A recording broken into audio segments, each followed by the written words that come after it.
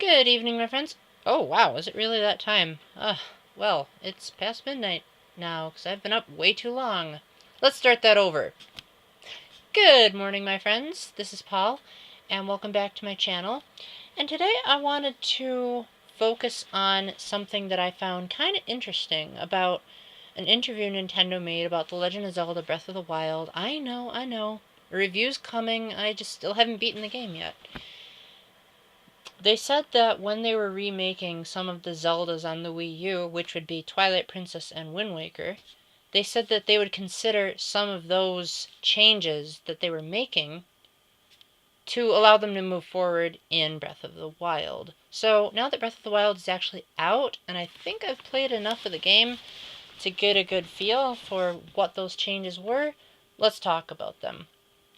So first off, I'm going to keep this directly focused on the Wii U version of the game because the interview took place before it was revealed that it would be a cross-platform game. So I'm guessing that one of the changes they learned was gamepad support, because Twilight Princess HD, you could play the entire game on the gamepad, and I'm pretty sure you could do that with Wind Waker 2. I just forgot how to do it because it looks so darn gorgeous on the TV. And that's really all the gamepad does in Breath of the Wild, is you can use it as like its own controller. Except you can't take it anywhere, like in the Switch version. They also improved the horseback controls in Twilight Princess HD, and I'm guessing that inspired Nintendo to take a better look at the horseback controls in Breath of the Wild, because I certainly noticed a similarity in how the new Epona handled in Twilight Princess versus how horses handled in general, with mostly just little nudges to the side rather than the necessity of always needing to push forward like you did in the GameCube version. The other thing was camera control. Now, I actually really liked the camera in both original versions of the game, but the Wii U versions managed to make everything so much better. The only thing I really dislike is that in order to get into a look around perspective, you had to push in the right control stick, which seems so counterintuitive, especially in Wind Waker HD with all the crawling Link has to do. I do not want to look at Link's backside really zoomed in all that time. I want to be able to look through his eyes like you could in the GameCube version. But in that, you just had to push the control stick forward. Now you have to push it in.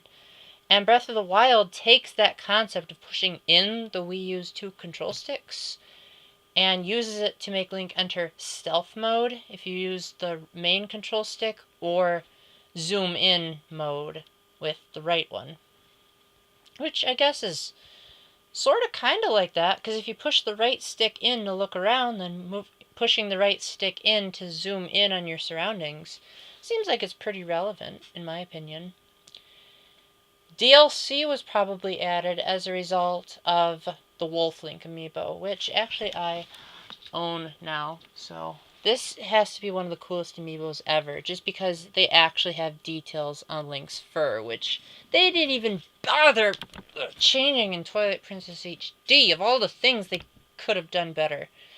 But regardless, this thing right here unlocks a new dungeon called the Cave of Shadows, and I must say that it was okay. It wasn't nearly as bad when I played it as it was hearing about it, but I still felt like it was a huge waste of my time, especially considering that it only gives more hearts to the Wolf Link companion that you can summon if you tap this on the Wii U gamepad.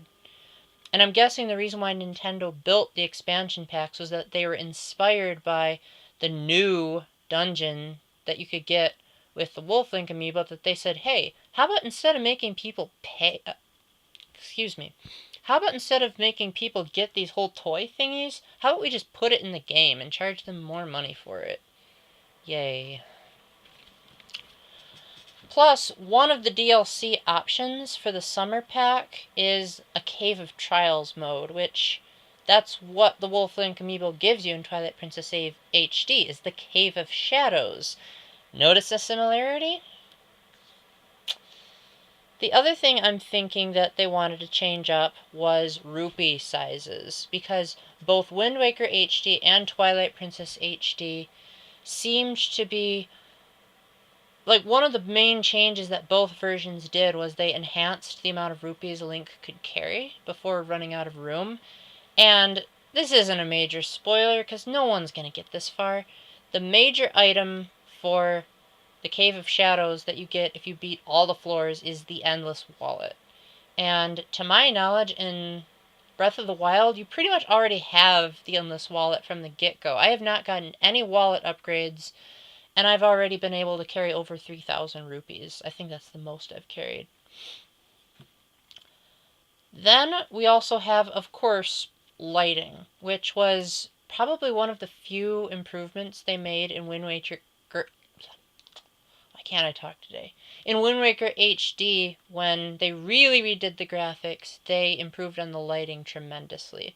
So I'm guessing when they were making Breath of the Wild, they made an emphasis to know the position of the sun and how it would create appropriate shadows. In fact, that might have inspired some of the desert sections, because it told me in one of the hints that if you don't have sunproof armor, then you can hide in the shadows when you're in the desert regions, which that was kind of cool. They also improved the swimming controls in Twilight Princess HD, which I'm not entirely sure how that relates to Breath of the Wild, but perhaps because they spent so much time trying to refine how Link swims, it might have added to the overall feel of Link just feels a lot more natural in the water, despite the fact that he just can't seem to be able to swim for too long. Then again, that made the raft sections all the more fun. Weapon swapping. Now this was, I believe, originally going to be a lot more polished, back when Breath of the Wild was a Wii U exclusive. But one of the coolest new features in both Wind Waker HD and Twilight Princess HD was the ability to swap out your items on the gamepad screen without needing to pause the action on the TV. And while Breath of the Wild technically does have a quick swap option, you still have to shut off the main game to do it, even if you're playing on the TV, which I believe that would have been solved if it had remained a Wii U exclusive, but given the Switch's smaller touchscreen, I'm guessing that just didn't work out for Nintendo. So they just swapped the Wii U gamepad's touchscreen functionality altogether to make it accessible to players of both versions, which I guess is kind of a disappointment, but on the other hand, at least they made it so that all you have to do is just hold right on the control pad and move the right stick to switch your weapons, instead of cycling through a huge menu, which I ended up doing anyway because I had a lot of items at this point, so it might have been a moot point. Wind Waker HD had a heavy emphasis on Miiverse, so you get the Tingle Bottle as a new item. And I'm guessing that this was something that Nintendo purposely tried to avoid, because Breath of the Wild is one of those games where they really do not hold your hand. And I'll address my thoughts on that in my official review, but suffice to say that this is the most challenging Zelda game I have played since Zelda 2. And I don't mean unfairly challenging like Spirit Tracks was, I mean challenging. Twilight Princess HD added a hero mode option, and while there is technically a hard mode in DLC, Breath of the Wild could be made harder without the need of amiibos, depending on how well you upgraded yourself.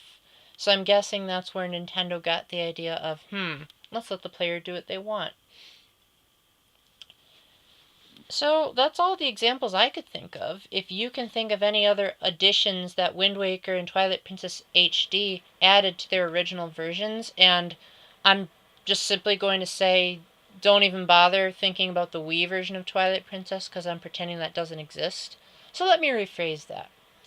If you thought of anything that the Wii U remasters of Twilight Princess and Wind Waker added to their original GameCube versions that you believe inspired the creation of the Wii U version of Breath of the Wild, please let me know in the comments. I'd love to make a comprehensive list of them one of these days.